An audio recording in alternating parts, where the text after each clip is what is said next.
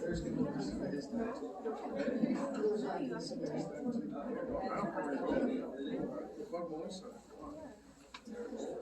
You can sit here, but you're sitting beside me, not him. I agree. Same. Move on down the end of the road. Oh boy.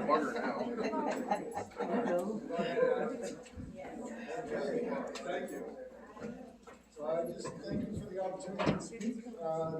Love Daniel and love what he does, and when we reached out, I was more than willing to share my life experience in any way, shape, or form. So my name is, we do this thing in 12-step meetings where it's say like speaker to qualify. And part of that is you sharing a bit of your life experience to bring the validity and relatability to the opinions and things you had to say. So I'm going to do that. I'll touch a bit on my life and then some of the things that I got going on now. My name is Adam, and I was a homeless intravenous using addict. I was addicted for 12 years. My story is a little bit different than most, I guess, or you know, what is normal. I was born into a hardworking family, a blue-collar family, with both parents and two siblings. My parents taught me morals and values. You know, I went to school. I did everything. I played sports. My parents were extremely hardworking people. We started in a one-bedroom apartment in BC, and we slowly moved to houses, renting houses, until owning houses, and then ending up here in Oshawa and Curtis eventually. My drug use began in high school. As is very common, you know, I experimented with using drugs, just seeking something, looking to fit in. As a youth that had moved around a lot, I searched for identity in different things. And drug use was where I kind of found a bit of escape. Despite my drug use in high school, I was able to complete high school, and I ended up with this great job. I traveled the world. I made tons of money. I got to do some amazing things. At the age of 25, I bought a house, I had 2 cars, and I had a son born. So from the outside looking in, I had it made. I had everything that, you know, society or the world deems that should have brought me happiness, fulfillment, but I wasn't happy. I had an underlying addiction issue that just, I was able to hide because of my financial wealth or my academic gains or my job position or title. I always thought I was okay. After buying the house, I began to use opiates. And that was around the time of the opiate epidemic that came out. I didn't realize how harmful they were. And that one just sucked the life right out of me. Using opiates led to a physical dependency, which you know, I would get sick if I didn't have them. And you know, I needed them to go to work. I needed them to play with my son. I needed them to go to family functions. I needed them to function as a normal human being. And you can imagine the financial toll that took. Because I was just owning a home, I had lines of credit, I had credit card companies, anybody would give me anything I wanted, plus I had a job making good money. It didn't take long before I'd maxed out every credit card. I was in a major hole of debt, and I was beginning to lose all my material possessions. My life spiraled out of control. I stopped paying bills, and you know, the power got shut off, and the guilt and shame of my addiction, instead of running to the people that I loved or the people that could help me, I withdrew. I was ashamed. I felt guilty. I was a horrible father, a horrible brother, a horrible son, I just isolated, and my addiction grew in that shame and guilt.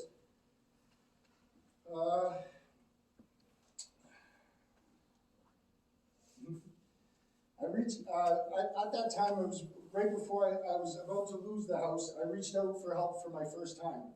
The place where I worked, my place of employment, offered me a 30-day treatment program. I took it. So I went, and you know, I was 26, 27 years old. I learned some cognitive behavioral therapy. I got some clean time under my belt. I started working out, eating good. I got healthy, but I came back to the same people, places, and things that I had once known. I had nowhere else to go. Coming back, it was only a short matter of time before I started hanging around with the same people that got me in trouble in the first place, or that I used with in the first place. And I also wanted that instant gratification. You know, coming from the life I had before where I progressed and had these amazing things happen, I thought, okay, I'm clean now. I should have my house back. I should have a car. I should have a wife. I should have this. I should have that. And when they didn't happen that quick, I got discouraged and I relapsed. And in that relapse, I went to harder drugs. I began to use harder drugs because of the guilt and the shame and the failed attempts. Anyone who's attempted to get clean at any point in time, when you try and it doesn't work out, you start to blame yourself. Like, okay, well, it works for other people, but it didn't work for me. There's something wrong with me. And that had happened many times in my life, but this was one of those times. I lost more and more. I lost custody of my son. My relationship with my parents was extremely strained. I wasn't allowed to come around the house anymore. I lost all my material possessions, my finances, everything I had owned was gone, and I didn't know where to turn. I didn't know about addiction resources or different things offered in the community at the time, because this was my first time facing this problem. I was homeless at this time, and in looking for shelter, I accessed the crisis beds. You guys remember the old crisis beds in Whitby. There, I ran into this wonderful woman. I didn't say her name. Her name is Cheryl. What Cheryl did for me in 3 hours, what had taken me forever, she contacted my probation officer. She contacted my CAS worker. She contacted my parents. She just sat me down and cared enough to listen to what I needed and what I had to do, and walked me through that process. And I'm proud to say I've even reached out to her since getting clean and got to thank her for everything that she's done. Cheryl introduced me to a Pinewood counselor that helped me get enlisted into a 6-month treatment program. So this would be my second treatment program. Once again, I got healthy. I started working out, and 6 months clean time.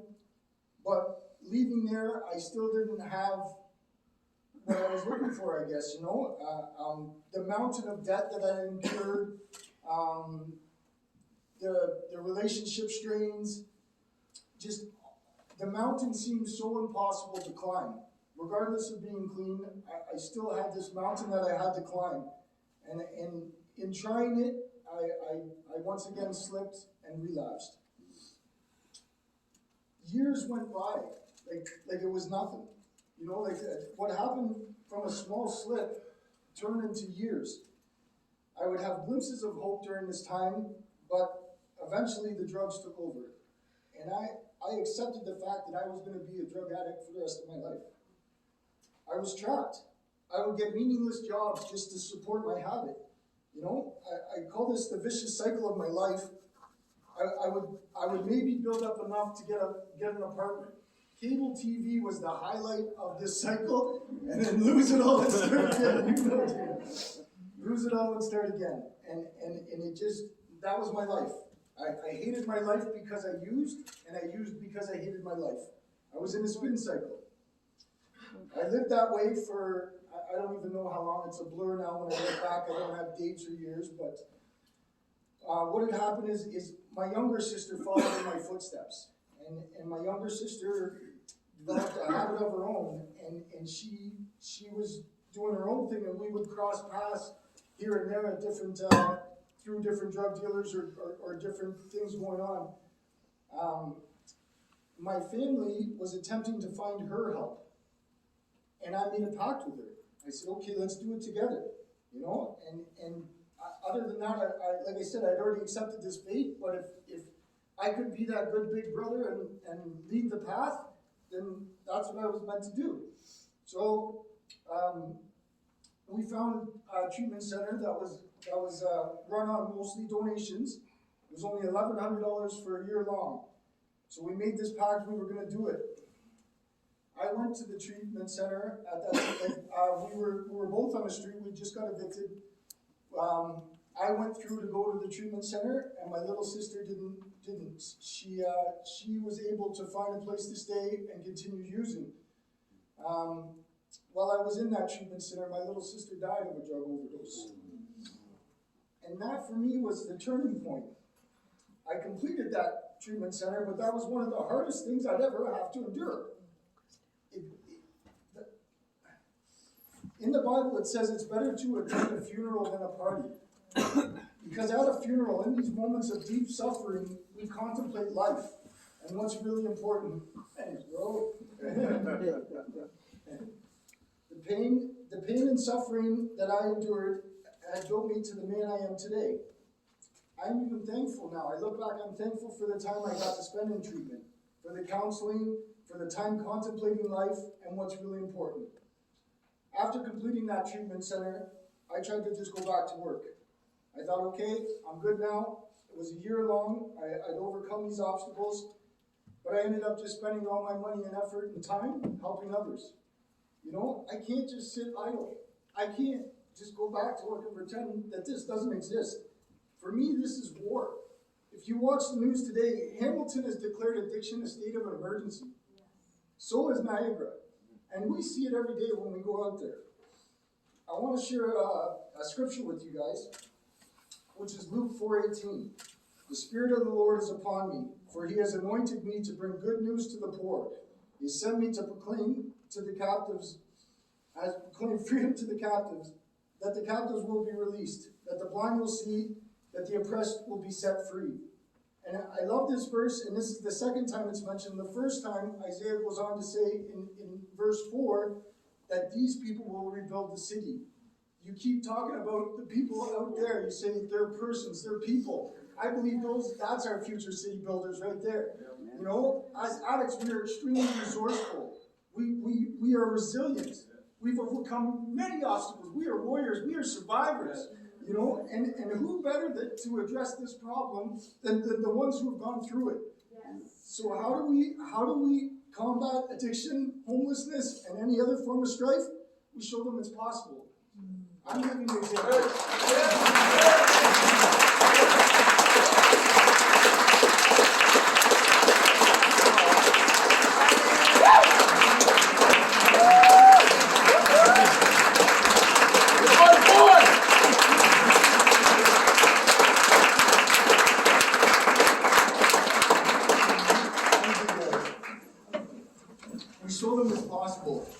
I'm a living example. My brother Matt here is a living example.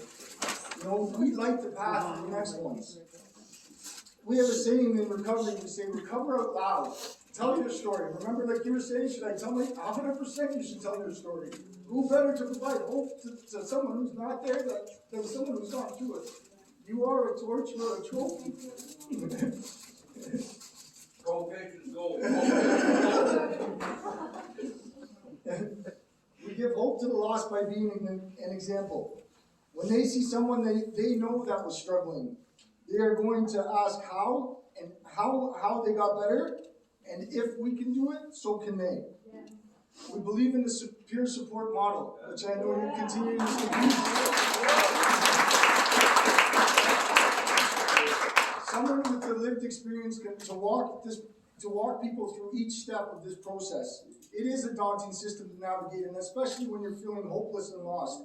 But when you have somebody that can relate to you, that can tell you things that they've experienced or that they found to work and things that didn't work, and just, again, be that hope. One thing that I did find, so now I was going back to work and I began to start to do things on a volunteer basis. And I found this amazing network of people that wanted to help because they had been there, or people that could relate. And the best thing about being in this room today, I see many of you in here today. You know, I've had the experience to work with so many people in this room today that, you know, are just out there. It's not about a paycheck.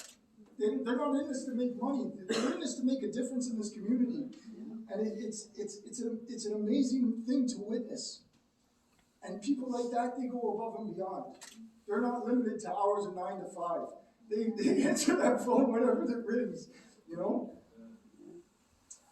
Nowadays, so we opened Redemption House of Recovery. What we are is we're those people. We're those people that have lived experience, that seen gaps in the system, that wanted to help the next guy that's trying to make those strides. I know it was talked about in here, I think he left, but about, you know, the wait times for rehabs and different obstacles that people would face when they make that decision to get clean. The time is now. So we've opened a house. We have a safe place to put these people in, and I loved when Tim was speaking, right? And I believe that's when you asked the question, Phil. You know, how do we do it? Or somebody asked about where does the funding do it? And what was Phil's answer? He said, people will do it. You know, they're cunning. They will just do it, and that's what we've done. I think my brother Claire there, he's put, I don't even know how much, we've put our lives on the line for this. Because, you know, to us, it's not about money, it's not about recognition, it's not about prestige, but to just have an opportunity to help the next guy. Sorry, guys.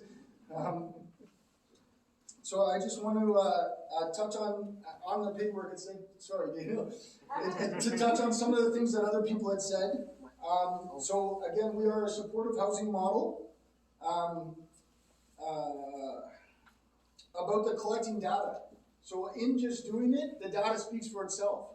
One of the things we do is when we interview somebody to come in and we fill out our intake package, how many times did you overdose last year?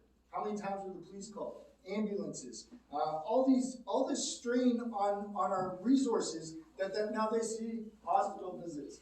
And now they see that since being with us, those numbers have diminished. So the statistics will speak for themselves. We believe that just by doing what we're doing, the statistics will speak for themselves. Brenda talked about being removed from the community. One of the things, we are very community driven. We have a lot of our community into the house all the time to help us. And we want them to see familiar faces and know that there's other people out there that care and that help in this community. The by name list that they spoke of, right? We go one step further. As these people are in our house, we build a relationship with them. I want to know about your kids. I want to know what your relationship with your parents is like. Did you finish high school? What are some goals you'd like to see in life? These are all things that we address while they're staying with us in a safe place. They talked about OW and all the money being just for rent. Yeah, how does somebody survive without a cell phone, without food, we help them with all these things. We provide them with a phone to use to call treatment centers, to look for the next step, to call for apartments. We hold hands with these individuals and we walk them through this whole process. We build skills. We cook together. You know, we get them to make the bed and clean the room. Like, this is all part of it, right? Claire especially. We're with them each step of the way. Bringing all the resources under one roof, and getting resources like Carrie, we spoke earlier. You guys come into the house. They did the Lockstone training at the house. Misty comes to the house. She's a licensed counselor. You know, I think of oh, sorry. So many amazing people in this room.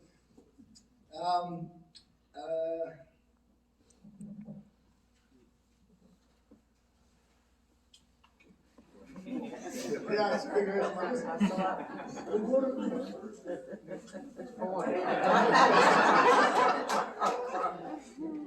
So yes, I guess just our model is to take people from that first step of asking for help. We guide them to a detox facility. We take them straight from the detox facility and we bridge that gap while they wait for their treatment bed to become available. And that's what we're currently doing. And I would like to end, because I started with I'm Adam and I'm an addict. My name is Adam and I'm a spiritually awakened member of this community.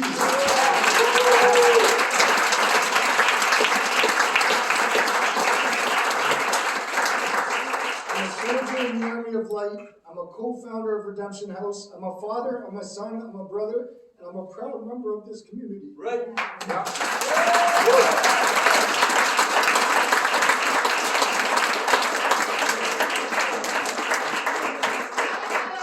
Don't go yet. I just want to say I am so inspired by your story and the courage that you have to stand up there and share it in front of so many individuals.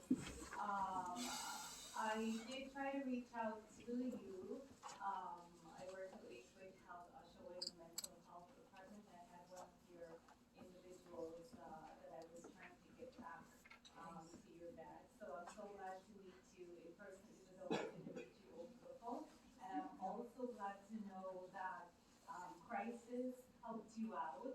I worked at the Whitby location before the Oshawa location, so I'll be happy to teach this back to the ladies next door. Thank you.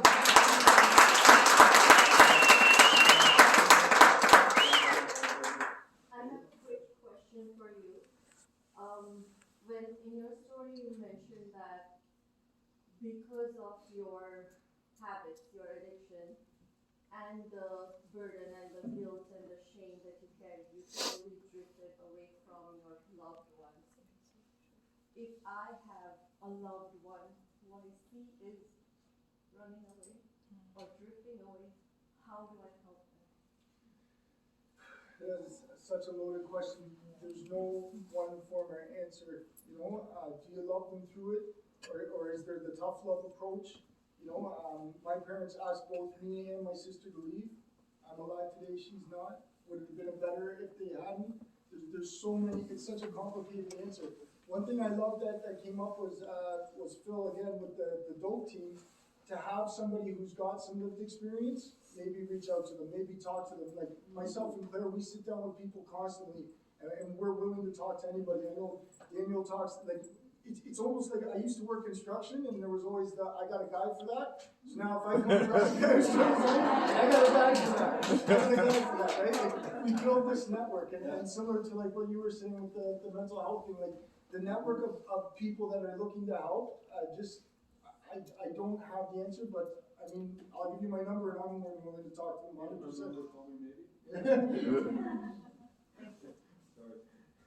I have to cut it short. This has been, we have things, I have a speaker I need